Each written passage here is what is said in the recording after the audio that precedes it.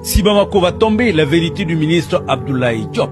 Nous sommes chez nous au Mali, c'est notre pays, le pays nous appartient, nous défendons notre pays.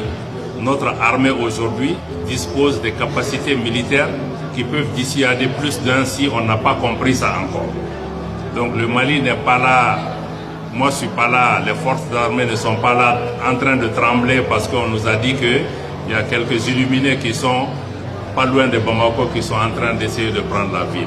Encore une fois, je dis de dire à ceux-ci de se réveiller. De se réveiller.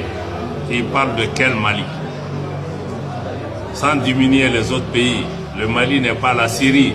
Le Mali n'est pas l'Afghanistan.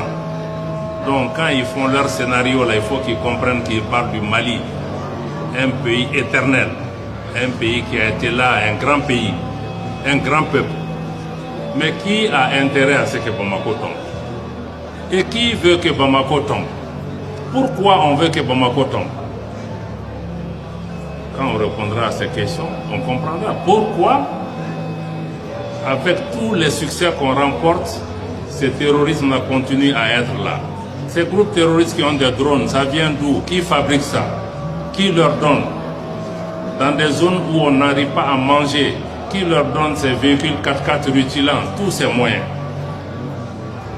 Parce que quand on répondra à cette question, on comprendra que, en réalité, c'est d'autres. Et récemment, j'ai vu même hier, le chef des services de renseignement français, qui était sur une télévision, et qui a dit qu'il ne pense pas que les terroristes peuvent prendre Bamako. Ça, il ne nous dit pas quelque chose, ça, c'est lui seul qui pensait ça, pas nous.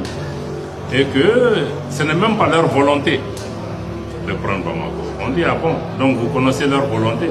Comment vous connaissez leur volonté? Cela peut vous faire comprendre jusqu'où on a aujourd'hui une collision entre des forces hybrides.